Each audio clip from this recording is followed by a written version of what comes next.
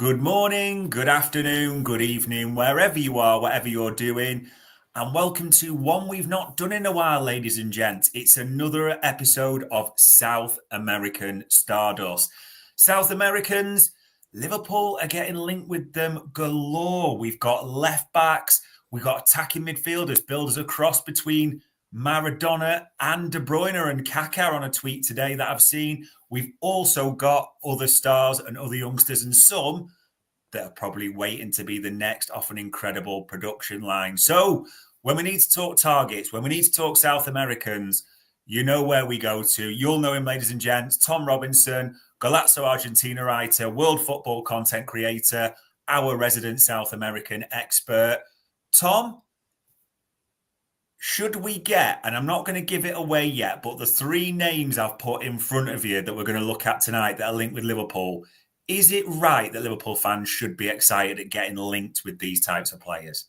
Yeah, I mean, definitely. You're looking at the three players we're going to discuss today are right at the top of their game, not just among young players in South America, but some of them are already, the best in their position in the league, or are those elite level talents that a massive club like Liverpool should be getting linked with. You want the cream of the crop from South America, and certainly there's a couple of names in here that I think fit that bill.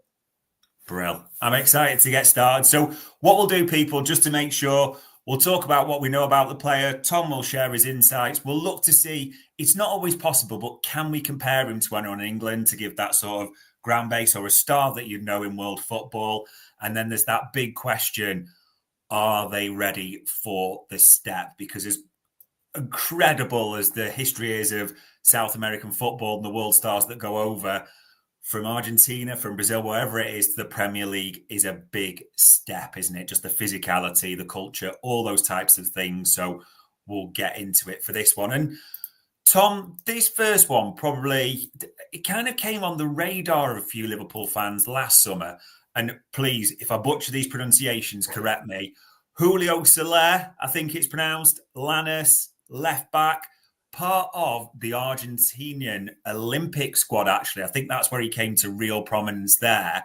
And just from sort of watching a few of the highlights, I mean, you can see from playing in, shall we say, not the best of pictures, physical, trickery, not the biggest from stature, but plenty of heart, pace, good footwork. I am intrigued to tell us, or for you to tell me, what do we know about Julio Soler? Yeah, so he's a 19-year-old left back at Lanús, and as you can see from those images, he's a dynamic fullback. He's someone who wants to get on the front foot, get forward, just motor into that space that fullbacks typically get. He's someone who's actually made his debut back in 2022, but this has been his first season as a proper starter, and he's now Lanús's established left back. And they're actually a really good club for producing fullbacks. Alexandro Bernabé, who disappointing at Celtic, but he just got named best left back in Brazil while he's been on loan at Internacional. So maybe there's hope for him to come back, Celtic fans, if any of them are listening. Yeah. You've also got Julian Alde, who's been a regular for LA Galaxy as they've just won the MLS Cup. So they're one of the few teams in Argentina that's actually producing good fullbacks. Which is partly why I think he's risen to this level of prominence, because it's just such a small talent pool of fullbacks at the moment. So playing for the under-23s for Argentina really boosted his international profile, but he also got to the semi-finals of the Copa Sudamericana, which is like the Europa League equivalent in South America. And he was really good in that. He stepped up and took a decisive penalty in a shootout and just didn't let it faze him at all.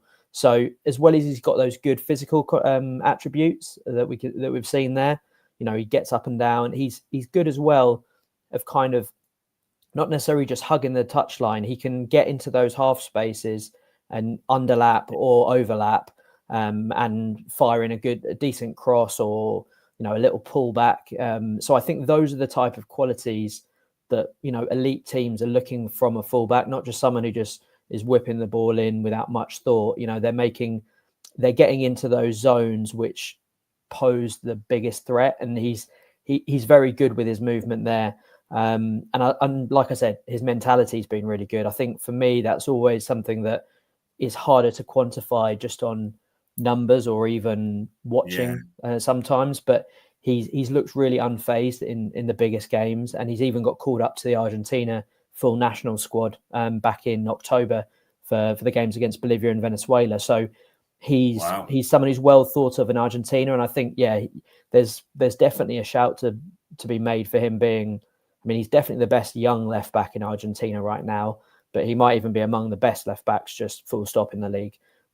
So he's someone who's had a fantastic 12 months and is now kind of challenging Valentin Barco for that potential of the up and coming left back for Argentina, who could find themselves fast tracked into the national team just through that lack of options that they've got there. Yeah, it would be a hell of a trajectory, isn't it, to go from the Olympics to, like you say, selected for the full national team, and what that could mean as well. I suppose there's a lot to like from that small bit of video footage. Is there a player you'd compare him towards, Tom? So if you were to say, like, someone was looking to say, what is Soler like, or who, more importantly, is Soler like, who would you call out as a kind of the best comparison?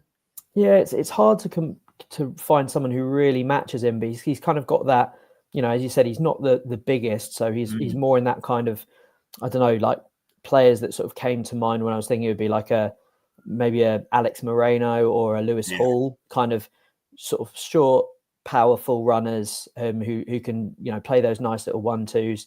I was looking at the data on the StatsBomb platform earlier, and the player that actually came up just by looking at the numbers was Diego Dallo. Wow. So someone who maybe doesn't get people's hearts racing quite as much as others, but that's the kind of player. I mean, I still think he's probably a bit more sprightly and explosive than someone like Dallo. He's got that little shift of acceleration that can beat a man on the flank, and he's just he's got a good engine on him as well, and does well defensively. Even his aerial duel numbers are pretty good for someone of his size. So he's definitely, it's still early days. He's still got a little way to go, I think, until he's ready for the Premier League. But he's certainly really exciting, that's for sure. It's an intriguing one, and I was thinking then, because you mentioned him earlier, Barco, because Barco's been heralded as a talent, and there was always that element of where's his best position? Is he a left back? Is he a left wing back, as he was for Boca at times, even higher at times as he was playing? And people have looked at it that Brighton made the splash for Barco, and then they've kind of turned him around to Sevilla, haven't they, straight away? Maybe that suspicion he's not quite ready for the Premier League just yet. It's interesting you say maybe it's not quite for Soler. Does Soler feel maybe for you that it would be more of another move before the Premier League, do you think? I mean, I think that probably would be the best option for him. Or, the other option would be to say, okay, we've seen the promise. We think he's got the raw materials. Let's bring him in for a couple of years before he's maybe ready. You might see him as a long-term successor to Robertson. But again, there's a lot on that where you think, would he actually benefit from some more first team football before, just being sort of parachuted, not getting the game time, his development stalling a little bit. So there's that. And then also you think, well, again, and you'll know better than me, like the kind of longevity you think Robertson has left, maybe he needs replacing sooner rather than waiting a few years. Who knows? I think he's kind of, his prominence has probably got a little bit maybe ahead of where his experience is, purely because of that lack of fullbacks. And I think every time there's a good fullback in Argentina, people get very excited. The fact that he's been involved in the national team, I think some of that might even be because he's born in Paraguay, so he could represent Paraguay still. So I think there's a little nod as well to being like, right, let's show him that he's part of the system, that we want him to be an Argentinian left back. So I think he is very promising, but I do think he'd probably benefit from a year or two somewhere else before making a jump to a club as big and as demanding as Liverpool. He's interested as well, yeah, all that talent. But like you say, if there is a bit of a dearth in full back position, then maybe a bit to go for Julio Soler. Interested on that one. This next one, I'm almost doubly intrigued by this because, and I'll again correct me if I'm wrong, this name, Vitor Reis, I think it's pronounced, again, if I've got that wrong. But I just want to put it up on the screen there for people who are on the audio. It's a thread from Ben Mattinson. So shout out to Ben. I'm sure many of you will know about his work around South American football. But just even that first line, Tom, Vitor Reis, Brazil's heir to Thiago Silva. So it's not like we're underselling him almost, or we're bigging him up in that first line. We really are. And then it talks about Palmeiras' golden generation, all they produce. But even in these descriptions, an airy, strong 2-foot passer, fiery aggression, ice cold composure. And you'll know better than me the stories linked with Liverpool, but also, we have to be honest, Real Madrid, Arsenal, Chelsea, the big names of European football are in the mix. So on the surface, it looks to be a pretty special player. But from what you know, does that profile match the reality? Yeah, I mean, he's definitely someone who's been really highly thought of for a while. Obviously coming through a great academy, and he's won a lot with Palmeiras at youth level. Captained the Brazil under-17s. I first saw him coming up to 2 years ago at the under-17 Sudamericano. And he actually captained the side that included, or certainly at the under-17 World Cup, Estival, Loran, Ryan, some really, top Brazilian talents. Maybe not the best Brazilian side I've seen in recent years, but you could, at that level, the guys with really, really high levels, they kind of stand out quite quickly. And I think he just looked so mature and composed on the ball. His passing is very good. He's not necessarily got the best or the biggest physique rather, but he was good in the air. I think his game's more about, reading of the game rather than crashing into challenges or anything like that. And this year he's been integrated into the Palmeiras first team.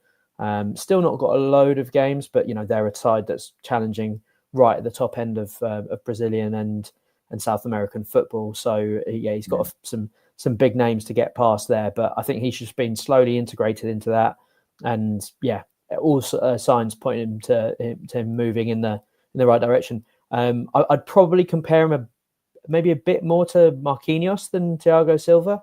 But maybe, physical profile, maybe a bit taller, a bit better in the air than someone like Marquinhos. But, I think either one of those, if you're getting mentioned in the same breath as either Thiago Silva or Marquinhos, you're doing something right. So he feels like one of these guys who's come through, a big academy in Brazil, who's got all the kind of traits that European clubs look for a modern centre back, and has almost kind of been groomed in that way. So he definitely feels someone who, maybe as we saw with Lucas Beraldo last year, that kind of, okay, who's this guy who can go straight into an elite European club and not be out of place, rather than someone who maybe needs to show their worth in Europe for a couple of seasons in Portugal or somewhere like that first.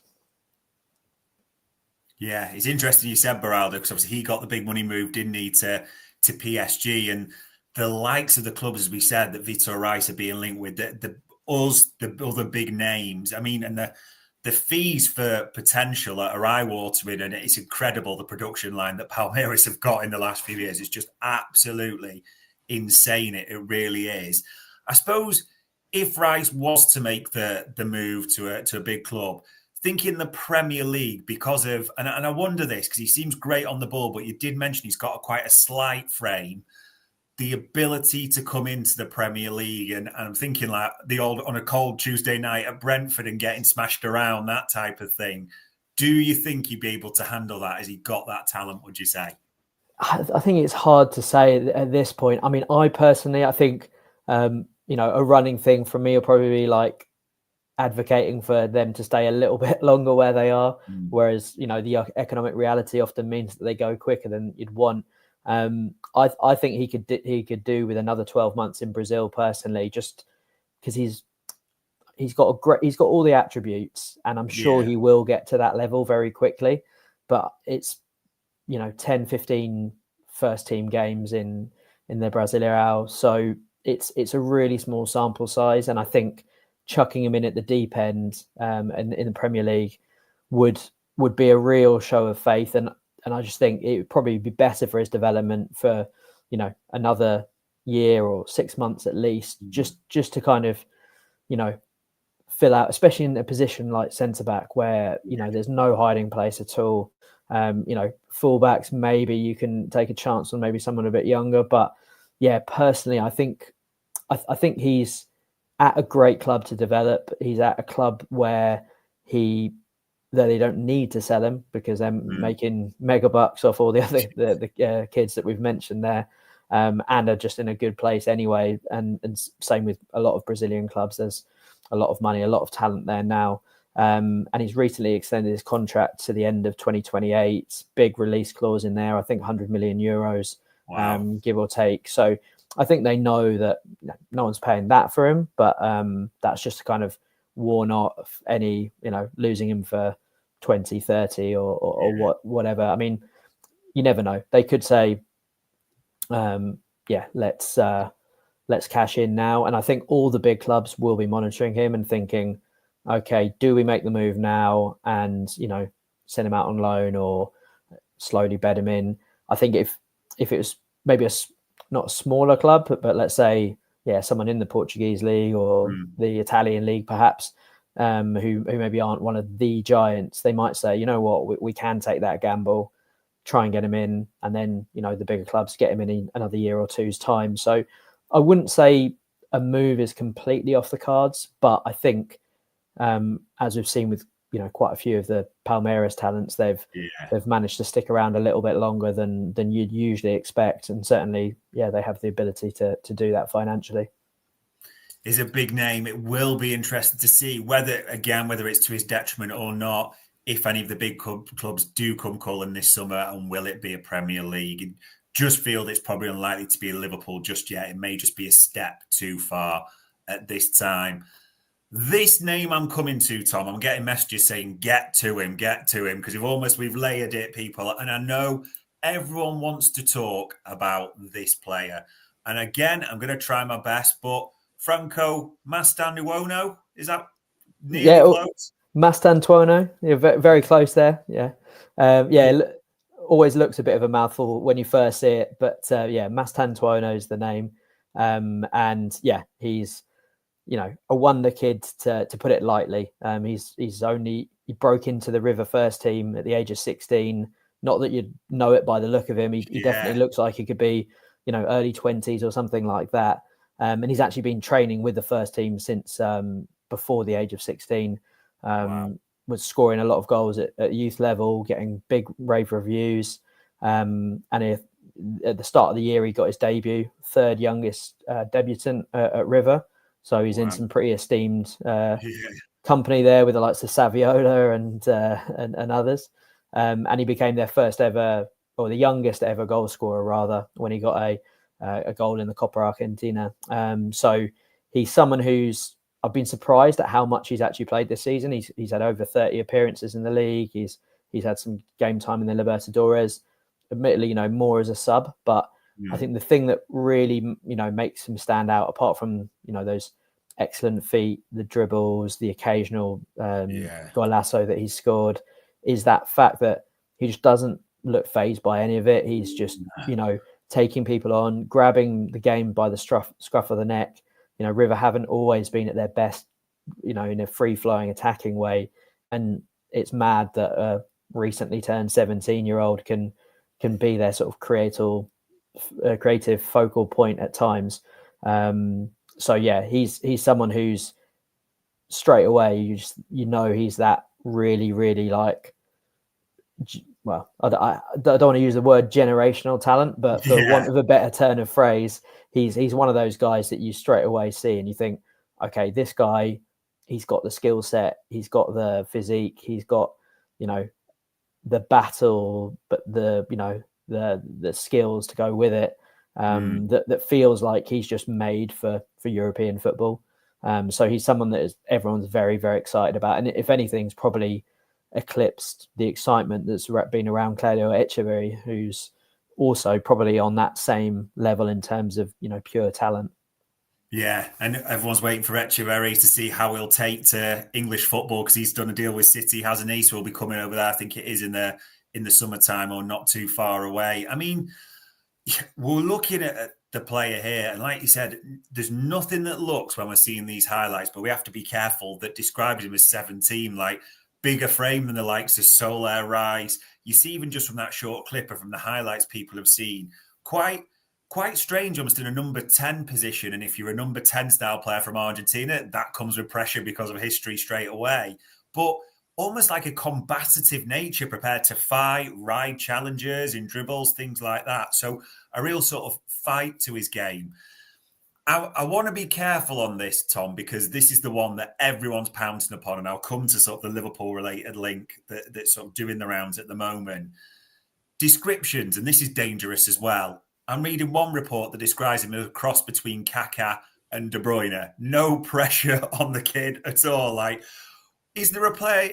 It might be difficult because of the nature of his style. Anyone you could compare him to at all, would you say?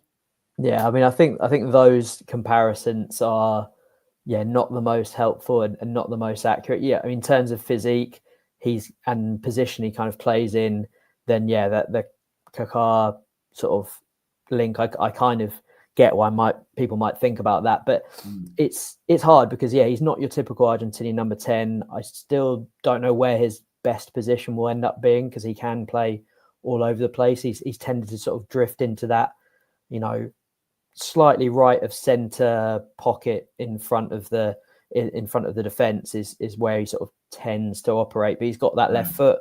He's got a good shot, great dribbling, and even if it's not always the cleanest, he can find a way through somehow.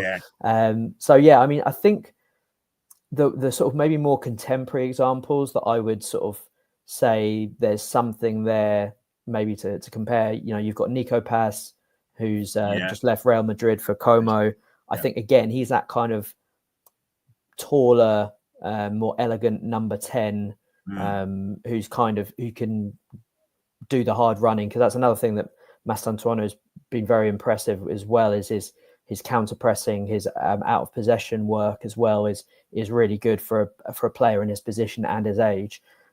So I think there's that. I mean, I think someone who might be, there's differences, but someone like Eberechi Eze, I think there's shades of him. Okay, it might not be comparing him with a generational amazing legend like Kaká or Kevin De Bruyne, but I think there's a lot of similarities to the kind of way Eze plays, that mixture of flair and physique, and so I think they're probably more helpful comparisons.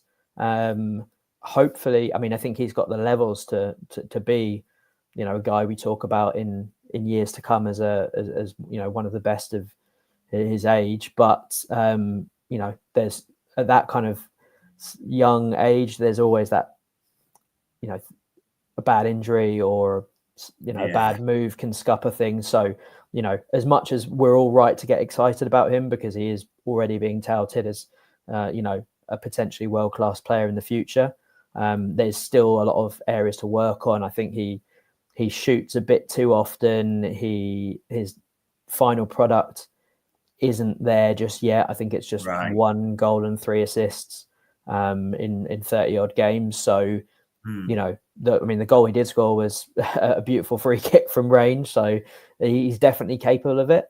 But I think as much as he's someone who feels like a move to a massive club is the obvious and only destination for the fee that he'll command, and for the level that he just he's taken every step just with so much ease and maturity, that he feels kind of a bit like Julian Alvarez in that sense. So you're like, this guy's made to play at like a top club in Europe. So I feel like he is someone who is going to go to a really, really big name, and it would be great to see him in the Premier League with Liverpool.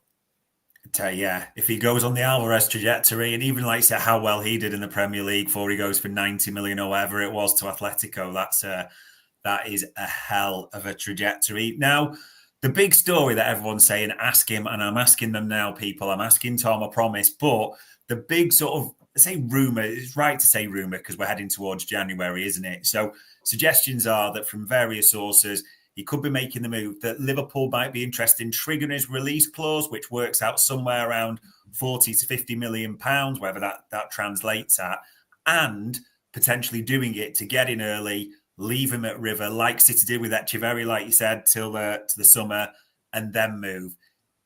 We don't know this for definite, but if there was a reality in that, around 40 to 50 million, Tom, leaving him in River for the rest of the season and then the summer, if there is any reality in that, how would that seem as a move for Liverpool for you?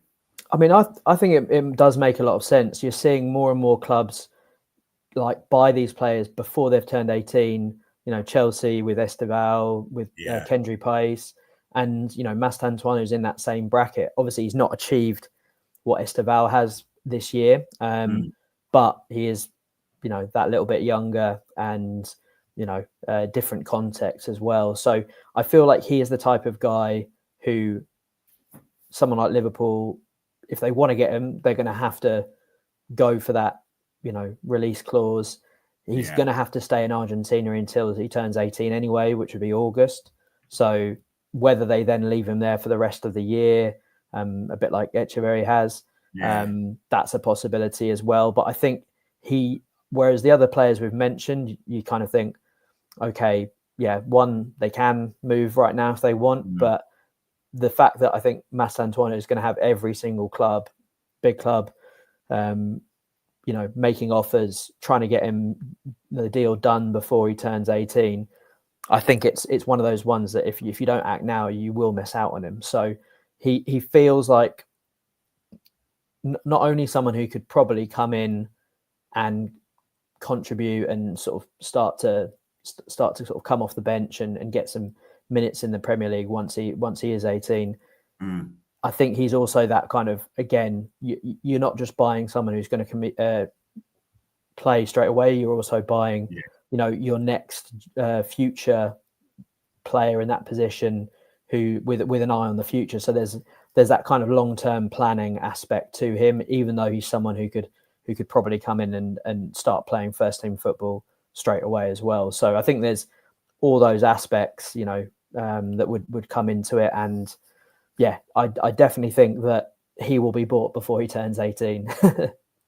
Sounds crazy, doesn't it? But the talent there just looks absolutely insane, doesn't it? And it's interesting to sort of break down those profiles, people, a bit more. There's only a couple of other things I wanted to ask you, Tom, because you think of the South Americans, you forget already just in the Premier League this season how many South Americans there are. And importantly, how many are making impacts or standing out for certain clubs.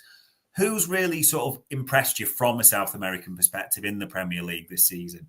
Yeah, I mean, I think one player who I've been really impressed with is Facundo Buonanotte. He was someone that I liked a lot in Argentina when he was at Rosario Central. I was a bit worried for him in the summer when he was like shipped out on loan to Leicester. I kind of thought, oh, is that like a sign of a lack of confidence in him? But the way that he's played, I mean, I think he's already well up on his numbers from last season in half the time.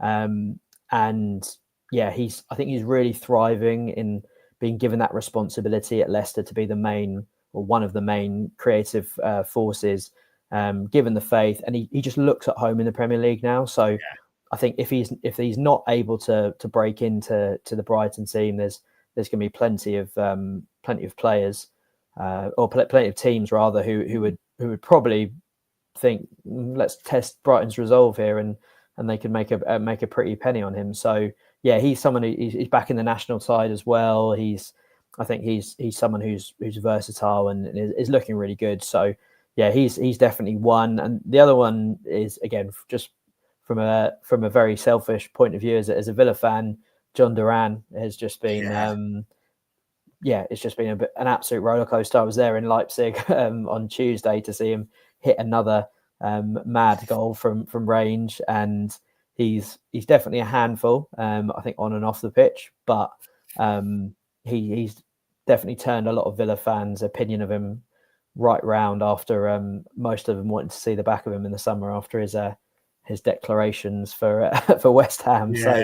So it's funny what football can do to you, and he's just a super exciting player, and again, someone who, you know, he might not be the most loyal to the cause, but he's someone who's making a good case to be starting regularly. So they're two of the young South Americans that have really really impressed me this season. Yeah, it's amazing what happens. If you keep bagging a 30-yard screamer each week, you will be popular quite quickly, and a lot of sins will be forgiven for Duran. And yeah, Buonarroti, and he was one of thinking he really does look a talent. Brighton do not buy bad players. They are the smartest operators in the game, aren't they, recruitment-wise? So you can see that. And the final one, and everyone is asking me about this because the future stars who we should be listing out for, should be watching for, like we're talking about now. The last few we've mentioned, we talked about Esteval about 18 months ago. Echevet, look at what they've gone on to that you've called out. Is there any others apart from who we've mentioned that you're thinking, just keep your eye on because in 12 months or so, you'll know all about them?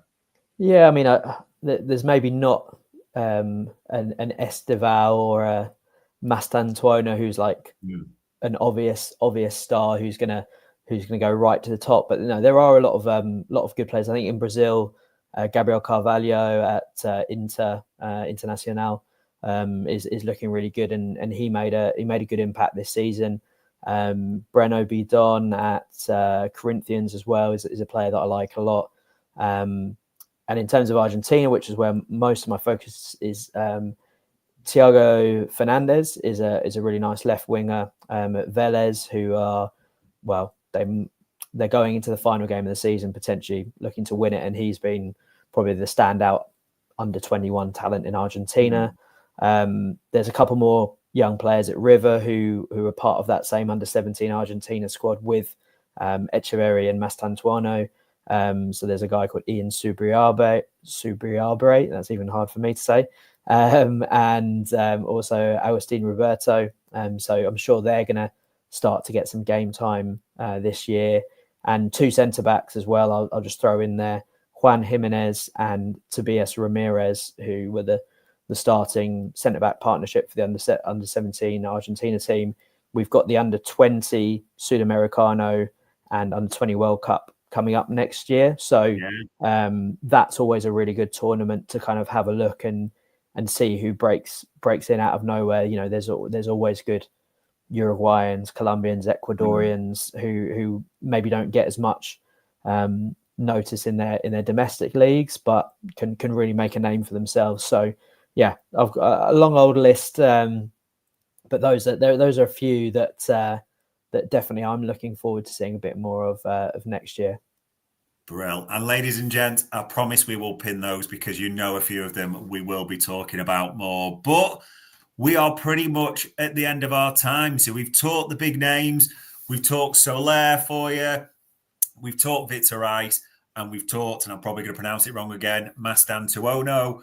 So some real talents finally got it right for the fifth time of asking. There we go. But we've talked Liverpool. We've talked South American Stardust. All it leaves me to say as ever is, Tom, for the time, the insight, everything, much appreciated, pal. My pleasure. It's always good to chat. And hopefully we'll see some of those guys in the Premier League in the not too distant future. Fingers crossed. And ladies and gents, that was another South American Stardust for Anfield Index.